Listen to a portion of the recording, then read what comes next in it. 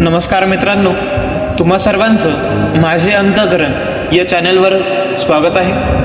तर आज थोडं भरती करणाऱ्या मुलाबद्दल आहे. तर आलाच आहात तर ऐकून जा. तो रोज सकाळी 4 वाजता उठतो. अलार्म वाजायच्या आधीच त्याला जाग आलेली असते. आई शांतपणे उठते, त्याच्यासाठी गरम पाणी ठेवते आणि मनातल्या मनात देवाला एकच प्रार्थना करते की देवा, माझ्या मुलाचा नंबर यावेळी लागू दे. वडील काही बोलत नाहीत, पण त्याच्या धावण्याकडे बघून डोळ्यातला अभिमान लपवत असतात.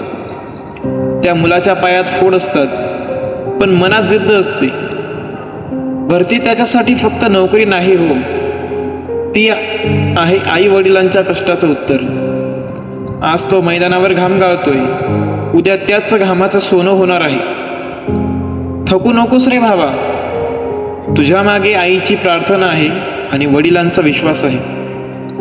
एक दिवस असा येईल जेव्हा तू गणवेशात उभा राहशील आणि आईच्या डोळ्यातलं पाणी असेल, पण ते आनंदाचे असतील. जिद्द ठेव, तुझ्यासाठी नाही तर त्यांच्यासाठी.